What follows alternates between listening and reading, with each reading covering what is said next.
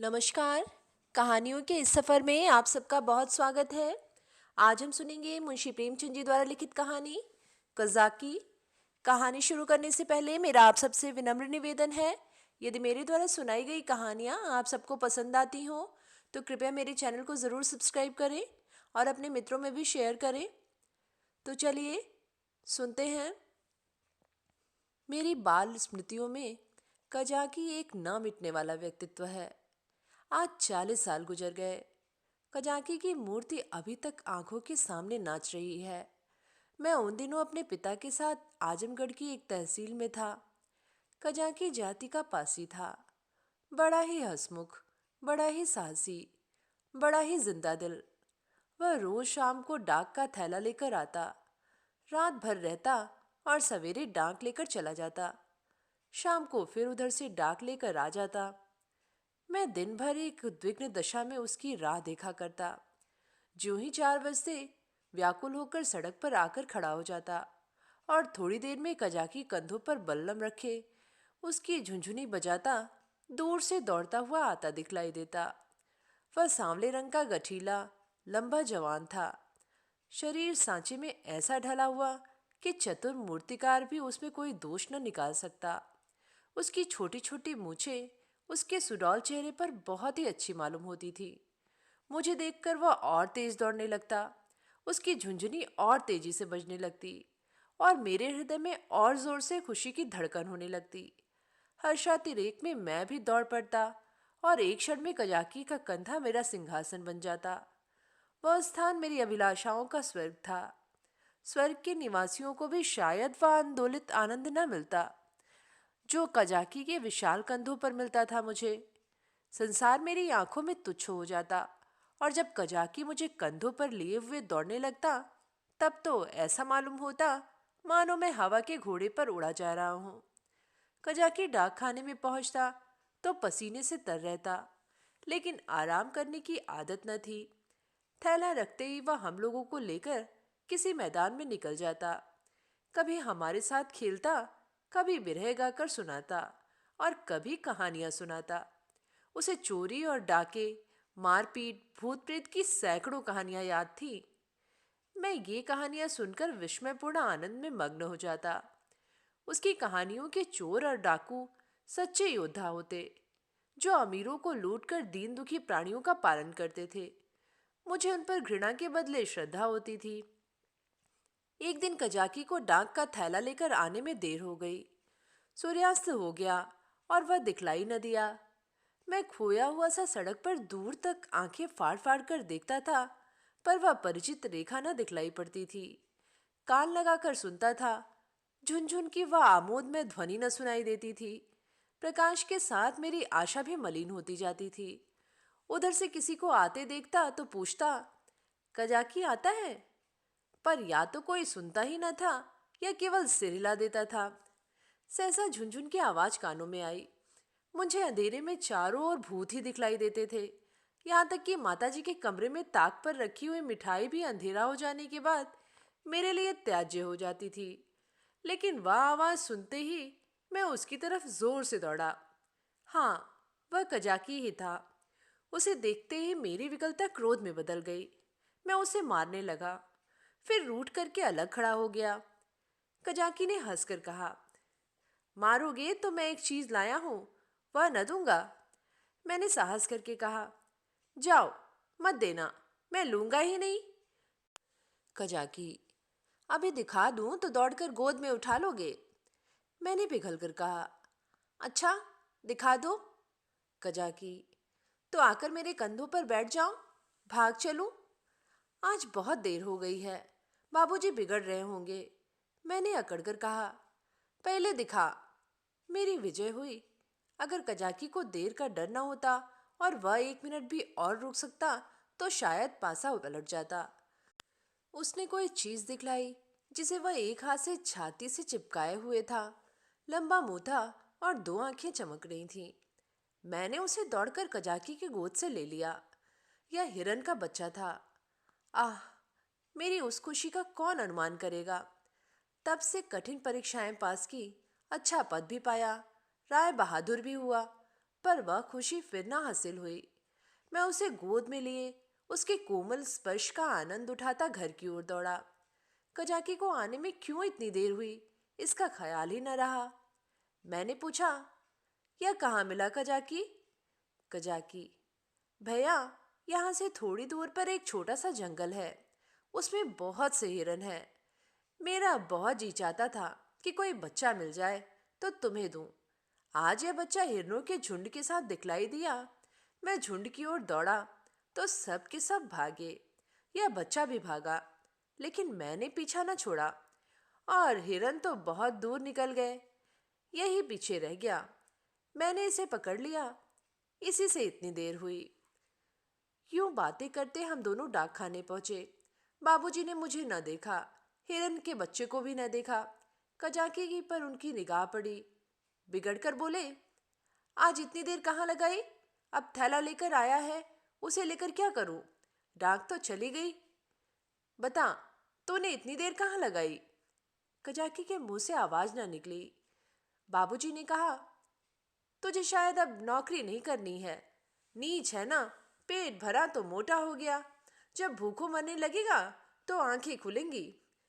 कजाकी चुपचाप खड़ा रहा। बाबूजी का क्रोध और बढ़ा। बोले, अच्छा, थैला रख दे और अपने घर की राह ले। सूअर, अब डाक लेके आया है, तेरा क्या बिगड़ेगा? जहां चाहेगा मजूरी कर लेगा, माथे तो मेरे जाएगा ना, जवाब तो मुझसे तलब होगा। कजाकी ने रुआसे होकर कहा, सरकार, अब कभी देर न होगी। बाबूजी, आज क्यों देर की, इसका जवाब दे। कजाकी के पास इसका कोई जवाब न था। आश्चर्य तो यह था कि मेरी भी जबान बंद हो गई। बाबूजी बड़े गुस्सेवर थे, उन्हें काम करना पड़ता था, इसी से बात बात पर झुंझला पड़ते थे। मैं तो उनके सामने कभी जाता ही न था। वह भी मुझे कभी प्यार न करते थे। घर में केवल 2 बार घंटे घंटे भर के लिए भोजन करने आते थे, बाकी सारे दिन दफ्तर में लिखा करते थे। उन्होंने बार बार एक सहकारी के लिए अफसरों से विनय की थी, पर इसका कुछ असर न हुआ था। यहाँ तक कि तातील के दिन भी बाबूजी दफ्तर ही में रहते थे। केवल माताजी उनका क्रोध शांत करना जानती थीं, पर वह दफ्तर में कैसे आती? बेचारा कजाकी उसी वक्त मेरे देखते देखते निकाल दिया गया। उसका बल्लम, चपरास और साफा छीन लिया गया और उसे डाक खाने से निकल जाने का नादिरी हुक्म दिया गया। आह, उस वक्त मेरा ऐसा जी चाहता था कि मेरे पास सोने की लंका होती तो कजाकी को दे देता और बाबूजी को दिखा देता कि आपके निकाल देने से कजाकी का बाल भी बाका नहीं हुआ। किसी योद्धा को अपनी तलवार पर जितना घमंड होता है, उतना ही घमंड कजाकी को अपनी चपरास पर था। जब वह चपरास खोलने लगा तो उसके हाथ कांप रहे थे और आंखों से आंसू बह रहे थे। और इस सारे उपद्रव की जड़ वह कोमल वस्तु थी जो मेरी गोद में मुंह छिपाए ऐसे चैन से बैठी हुई थी मानो माता की गोद में हो। जब कजाकी चला तो मैं धीरे धीरे उसके पीछे पीछे चला। मेरे घर के द्वार पर आकर कजाकी ने कहा, भैया, अब घर जाओ, सांझ हो गई। मैं चुपचाप खड़ा अपने आंसुओं के वेग को सारी शक्ति से दबा रहा था। कजाकी फिर बोला, भैया, मैं कहीं बाहर थोड़े ही चला जाऊंगा, फिर आऊंगा और तुम्हें कंधों पर बैठाकर कुदाऊंगा। बाबूजी ने नौकरी ले ली है तो क्या इतना भी ना करने देंगे? तुमको छोड़कर मैं कहीं नहीं जाऊंगा भैया। जाकर अम्मा से कह दो कजाकी जाता है, उसका कहा सुना माफ करे। मैं दौड़ा हुआ घर गया, लेकिन अम्मा जी को कुछ कहने के बदले बिलक बिलक कर रोने लगा। अम्मा जी रसोई के बाहर निकलकर पूछने लगी, क्या हुआ बेटा, किसने मारा? बाबूजी ने कुछ कहा है? अच्छा, रह तो जाओ, आज घर आते हैं तो पूछती हूँ। जब देखो मेरे लड़के को मारा करते हैं। चुप रहो बेटा, अब तुम उनके पास कभी मत जाना। मैंने बड़ी मुश्किल से आवाज संभाल कर कहा, कजाकी। अम्मा ने समझा कजाकी ने मारा है। बोली, अच्छा, आने दो कजाकी को, देखो खड़े खड़े निकलवा देती हूँ। हरकारा होकर मेरे राजा बेटा को मारा, आज ही तो साफा बल्लम सब छिनवाए लेती हूँ। वाह, मैंने जल्दी से कहा। नहीं, कजाकी ने नहीं मारा, बाबूजी ने उसे निकाल दिया है, उसका साफा बल्लम छीन लिया। चपरास भी ले ली। अम्मा, यह तुम्हारे बाबूजी ने बहुत बुरा किया। वह बेचारा अपने काम में इतना चौकस रहता है, फिर उसे क्यों निकाला?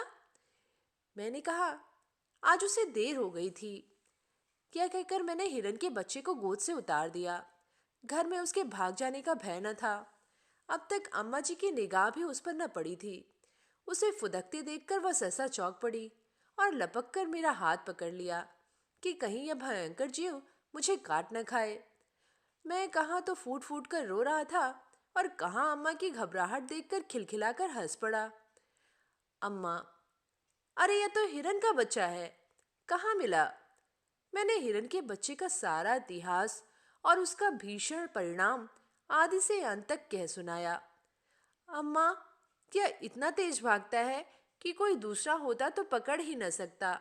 सन्न सन्न हवा की तरह उड़ता चला जाता था। कजाकी 5-6 घंटे तक इसके पीछे दौड़ता रहा, तब कहीं जाकर बच्चा मिला। अम्मा जी, कजाकी की तरह कोई दुनिया भर में नहीं दौड़ सकता, इसी से तो देर हो गई। इसीलिए बाबूजी ने बेचारे को निकाल दिया।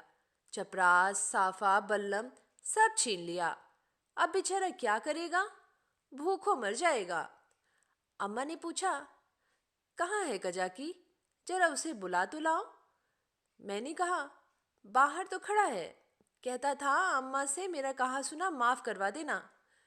अब तक अम्मा जी मेरे वृत्तांत को दिल्लगी समझ रही थी। शायद वह समझती थी कि बाबूजी ने कजाकी को डांटा होगा। लेकिन मेरा अंतिम वाक्य सुनकर संशय हुआ कि सचमुच तो कजाकी बर्खास्त नहीं कर दिया गया। बाहर आकर कजाकी कजाकी पुकारने लगी, पर कजाकी का कहीं पता न था। मैंने बार बार पुकारा, लेकिन कजाकी वहां न था। खाना तो मैंने खा लिया, बच्चे शोक में खाना नहीं छोड़ते, खासकर जब रबड़ी भी सामने हो। मगर बड़ी रात तक पड़े पड़े सोचता रहा। मेरे पास पैसे होते तो 1 लाख रुपए कजाकी को दे देता और कहता, बाबूजी से कभी मत बोलना, बेचारा भूखों मर जाएगा। देखो कल आता है कि नहीं। अब क्या करेगा आकर? मगर आने को तो कह गया है। मैं कल उसे अपने साथ खाना खिलाऊंगा। यही हवाई किले बनाते बनाते मुझे नींद आ गई। दूसरे दिन मैं दिन भर अपने हिरन के बच्चे की सेवा सत्कार में व्यस्त रहा। पहले उसका नामकरण संस्कार हुआ, मुन्नू नाम रखा गया। फिर मैंने अपने सब हमजोलियों और सहपाठियों से परिचय कराया। दिन ही भर में वह मुझसे इतना हिल गया कि मेरे पीछे पीछे दौड़ने लगा। इतनी ही देर में मैंने उसे अपने जीवन में एक महत्वपूर्ण स्थान दे दिया। अपने भविष्य में बनने वाले विशाल भवन में उसके लिए अलग कमरा बनाने का भी निश्चय कर लिया।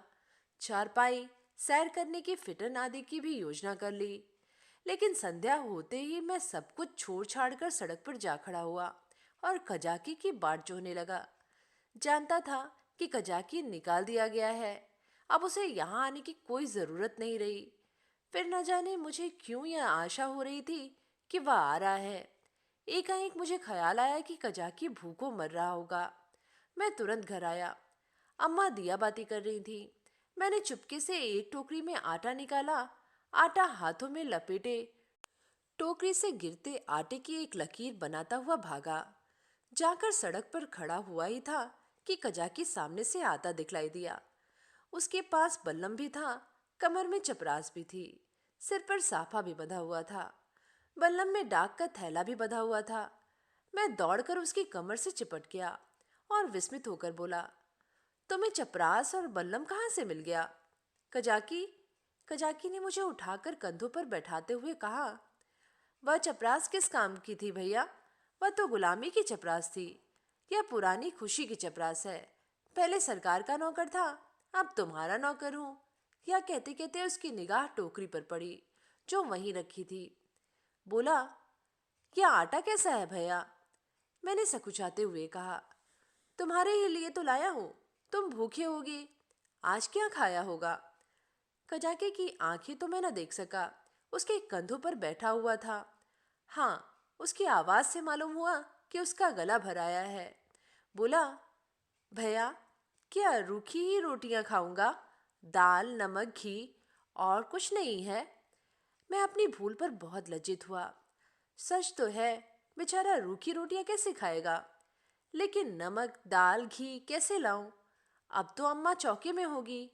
आटा लेकर तो किसी तरह भाग आया था। अभी तक मुझे न मालूम था कि मेरी चोरी पकड़ ली गई। आटे की लकीर ने सुराग दे दिया है। अब ये तीन तीन चीजें कैसे लाऊंगा? अम्मा से मांगूंगा तो कभी न देगी। एक एक पैसे के लिए तो घंटों रुलाती है। इतनी सारी चीजें क्यों देने लगी? एकाएक मुझे एक बात याद आई। मैंने अपनी किताब के बस्तों में कई आने पैसे रख छोड़े थे। मुझे पैसे जमा करके रखने में बड़ा आनंद आता था। मालूम नहीं अब वह आदत क्यों बदल गई। अब भी वही हालत होती तो शायद इतने फाके मस्त न रहता।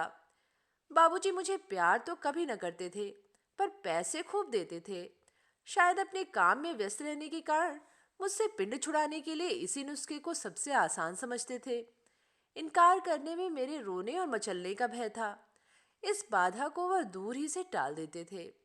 अम्मा जी का स्वभाव इससे ठीक प्रतिकूल था। उन्हें मेरे रोने और मचलने से किसी काम में बाधा पड़ने का भय न था।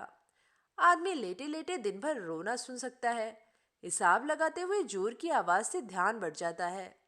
अम्मा मुझे प्यार तो बहुत करती थी, पर पैसे का नाम सुनते ही उनकी त्योरियां बदल जाती थी। मेरे पास किताबें न थीं। हाँ, एक बस्ता था जिसमें डाक खाने के दो चार फॉर्म तय करके पुस्तक रूप में रखे हुए थे। मैंने सोचा, दाल, नमक और घी के लिए क्या उतने पैसे काफी ना होंगे? मेरी तो मुट्ठी में नहीं आते।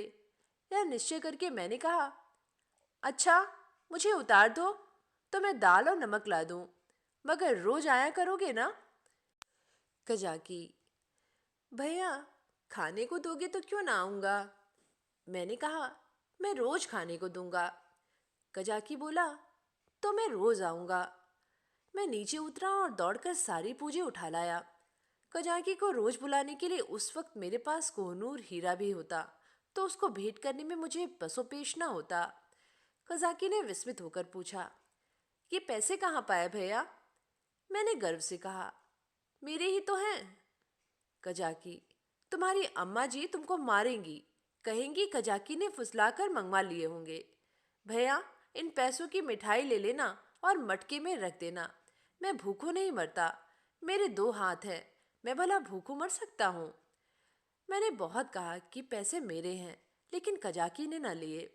उसने बड़ी देर तक इधर उधर की सैर कराई, गीत सुनाए और मुझे घर पहुंचाकर चला गया।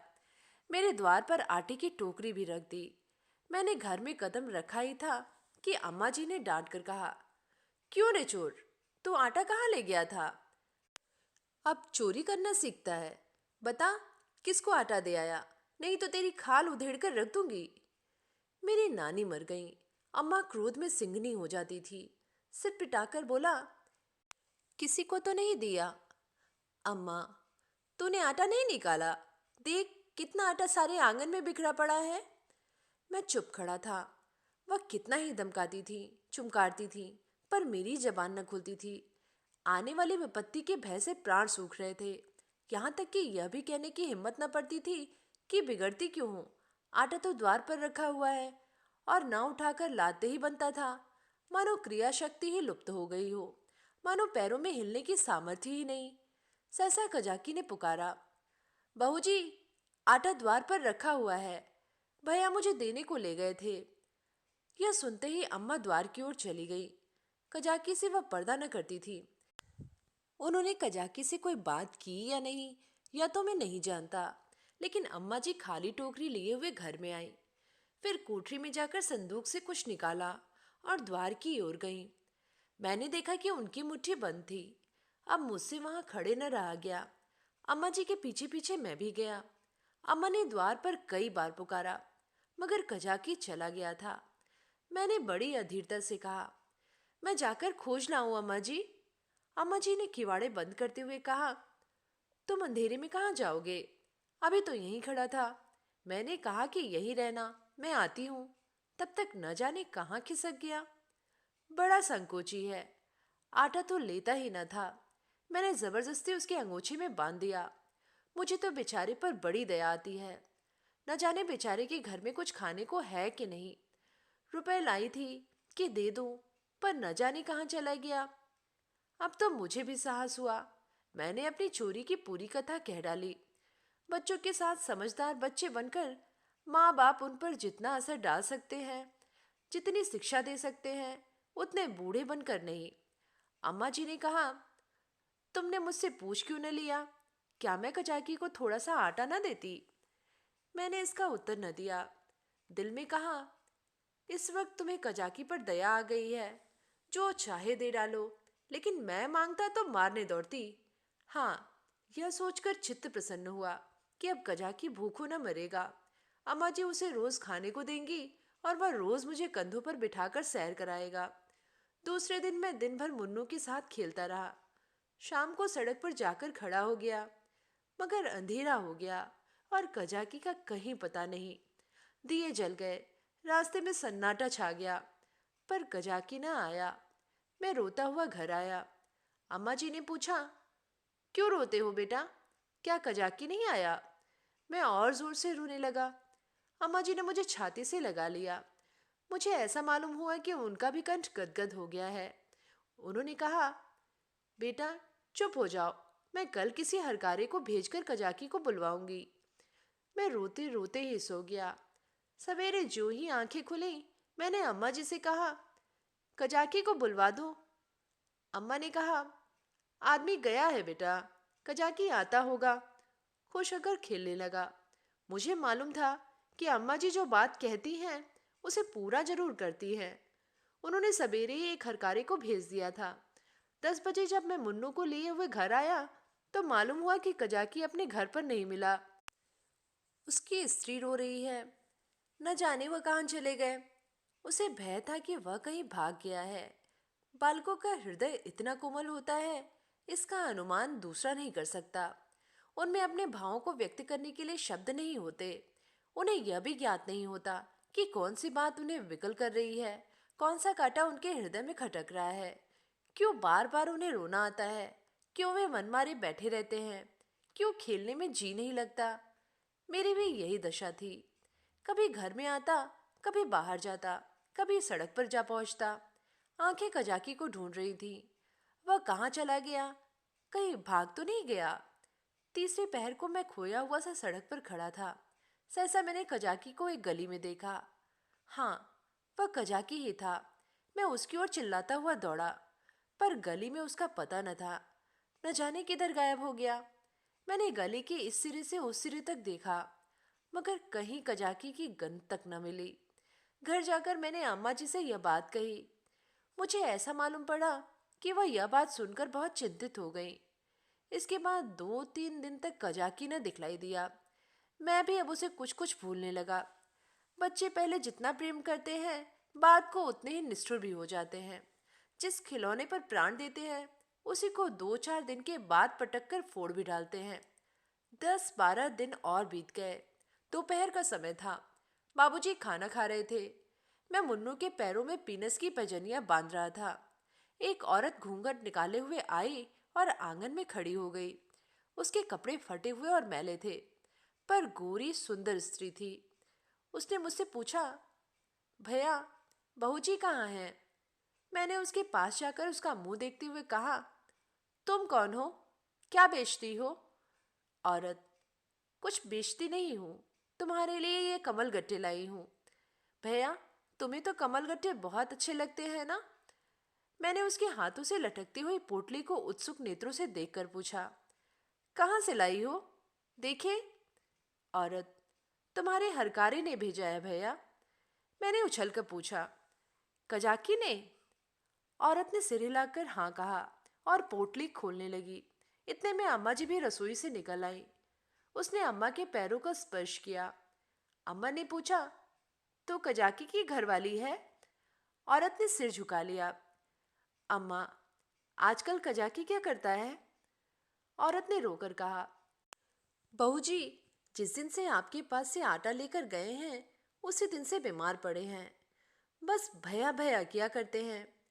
भैया में ही उनका मन बसा रहता है।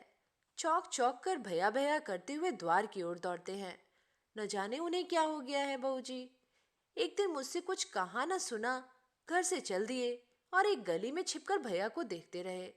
जब भैया ने उन्हें देख लिया तो भागे। तुम्हारे पास आते हुए लजाते हैं। मैंने कहा, हाँ हाँ, मैंने उस दिन तुमसे जो कहा था अम्मा जी। अम्मा, घर में कुछ खाने पीने को है? औरत, हाँ बहू जी, तुम्हारे आशीर्वाद से खाने पीने का दुख नहीं है। आज सवेरे उठे और तालाब की ओर चले गए। बहुत कहती रही, बाहर मत जाओ, हवा लग जाएगी, मगर न माने।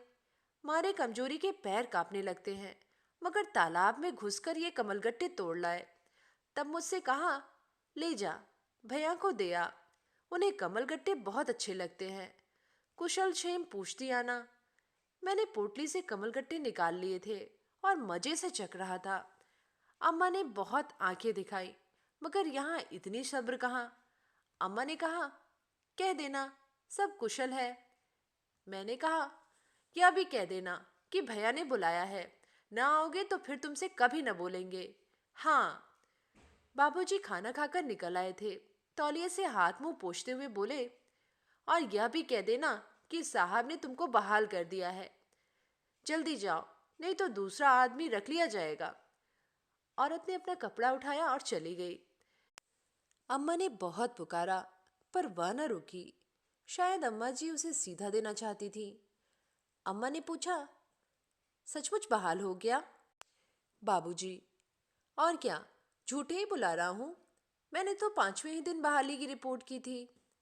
अम्मा, यह तुमने अच्छा किया। बाबूजी, उसकी बीमारी की यही दवा है। प्रातःकाल में उठा तो क्या देखता हूँ कि कजाकी लाठी टेकता हुआ चला आ रहा है। वह बहुत दुबला हो गया था, मालूम होता था बूढ़ा हो गया है। हरा भरा पेड़ सूखकर ठूठा हो गया है। मैं उसकी ओर दौड़ा और उसकी कमर से चिमट गया।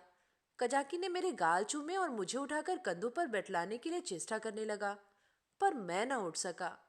तब वह जानवरों की भांति भूमि पर हाथों और घुटनों के बल खड़ा हो गया और मैं उसकी पीठ पर सवार होकर डाक खाने की ओर चला। मैं उस वक्त फूला न समाता था और शायद कजाकी मुझसे भी ज्यादा खुश था। बाबूजी ने कहा, कजाकी, तुम बहाल हो गए, अब कभी देर मत करना। कजाकी रोता हुआ पिताजी के पैरों पर गिर पड़ा, मगर शायद मेरे भाग्य में दोनों सुख भोगना न लिखा था। मुन्नू मिला तो कजाकी छूटा, कजाकी आया तो मुन्नू हाथ से गया, और ऐसा गया कि आज तक उसके जाने का दुख है। मुन्नू मेरी ही थाली में खाता था। जब तक मैं न खाने बैठूं, वह भी कुछ न खाता था। उसे भात से बहुत रुचि थी, लेकिन जब खूब घी न पड़ा हो, उसे संतोष न होता था। वह मेरे ही साथ सोता था और मेरे ही साथ उठता था। सफाई तो उसे इतनी पसंद थी कि मलमूत्र त्याग करने के लिए घर से बाहर मैदान में निकल जाता था। कुत्तों से उसे चिढ़ थी, कुत्तों को घर में न घुसने देता। कुत्तों को देखते ही थाली से उठ जाता और उसे दौड़कर घर से बाहर निकाल देता था। कजाकी को डाक खाने में छोड़कर जब मैं खाना खाने गया तो मुन्नू भी आ बैठा। अभी 2-4 ही कौर खाए थे कि एक बड़ा सा झबरा कुत्ता आंगन में दिखाई दिया। मुन्नू उसे देखते ही दौड़ा। दूसरे घर में जाकर कुत्ता चूहा हो जाता है। झबरा कुत्ता उसे आगे देखकर भागा। मुन्नू को अब लौट आना चाहिए था, मगर वह कुत्ता उसके लिए यमदूत हुआ। मुन्नू को उसे घर से निकालकर भी संतोष न हुआ। वो उसे घर के बाहर मैदान में भी दौड़ाने लगा। मुन्नू को शायद ख्याल न रहा कि यहाँ मेरी अमलदारी नहीं है। वह उस क्षेत्र में पहुंच गया जहाँ झबरे का भी उतना ही अधिकार था जितना मुन्नू का। मुन्नू कुत्तों को भगाते भगाते कदाचित अपने बाहुबल पर घमंड करने लगा था। वह यह न समझता था कि घर में उसकी पीठ पर घर के स्वामी का भय काम किया करता है। झबरे ने इस मैदान में आते ही उलटकर मुन्नू की गर्दन दबा दी। बेचारे मुन्नू के मुंह से आवाज तक न निकली। जब पड़ोसियों ने शोर मचाया तो मैं दौड़ा।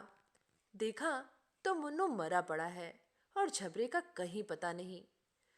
तो ये थी कहानी कजाकी। कहानी आप सबको कैसी लगी नीचे कमेंट में लिख के ज़रूर बताइएगा। आगे भी ऐसी कहानियाँ सुनते रहने के लिए चैनल को ज़रूर सब्सक्राइब करें। फिर मिलेंगे एक नई कहानी के साथ। धन्यवाद।